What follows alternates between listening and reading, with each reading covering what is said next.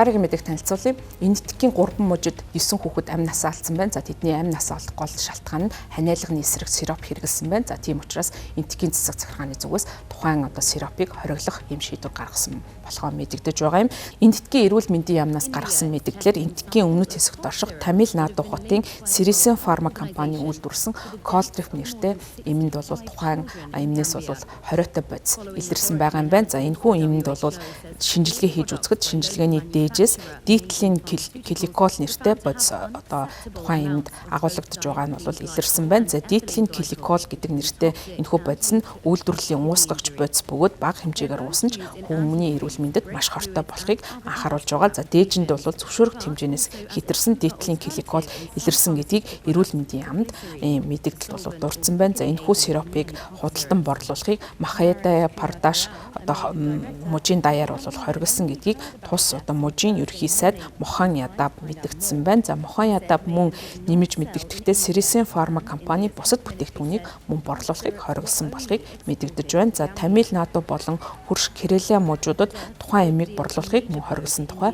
орон нутгийн хэвлэл мэдээлэлээс мэдээлж байгаа юм. За үүний зэрэгцээ Хинду Таймс сонинд мэдгдснээр өмнөд нутгийн Телегана мужид Колтриф ханиалганы сиропны талаар олон нийтэд сэрэмжлүүлэг хүргэсэн болохыг мэдээлсэн байна. За энэхүү үйл явдал нь энэтхэгийн эмийн үйлдвэрлэлд дахин анхаарал хандуулахаас өөр аргагүй байдал хүргэж байгаа юм. За энэтхэгийн зарим эмийн үйлдвэрлэлтэй холбоотойгоор хүмүүс амь насаа алдсан тохиолдлууд өмнө нь гарч байсан. За тийм учраас энэхүү эмийн асуудлыг дахин анхаарал хандуулна шаллахаас өөр байдал аргагүй байдалд бол хүрч байгаа юм. За өмнө нь бол энэтхэгийн өөр нэгэн компани хийсэн ханиалга намдах зорилготой сиропыг хэрэглэснээр Гамби улсад 70 хүүхэд амь насаа алдсан тухай Дэлхийн эрүүл мэндийн байгууллага 2022 онд холбон тайлбарлаж мэдэгдэж байсан. За энэ мэдээллийг бол тухайн үед энэтхэгийн зүгээс тухайн Дэлхийн эрүүл мэндийн байгууллагаас гарсан дүгнэлттэй маргаж байсан. За жилийн дараа мөн Узбекистан уг сироп 18 хүүхдийг үхэлд хүргэсний дараа энэтхэгт үйлдвэрсэн 2 ханиалганы эсрэг эмийг хэрэглэхийг Дэлхийн эрүүл мэндийн байгууллага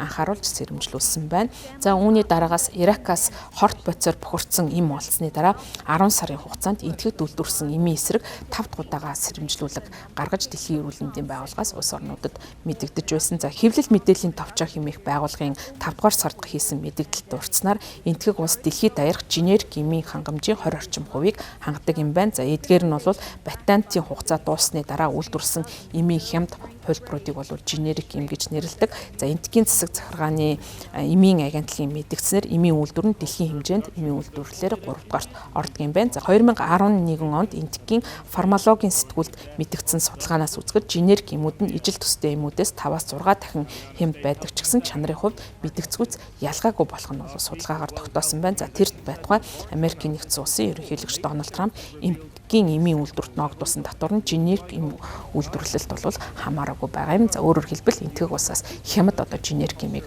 авах боломжтой байдаг. Гэвч бол түүний чанар баталгаа за түүнд орсон бодисын нарийнгатай холбоотой олон нийтийн зүгээс анхаарал хандуулахаас өөр аргагүй байдал нь энэхүү болж байгаа энэтхэгдэх үйл явдлаас харагдаж байгаамаа.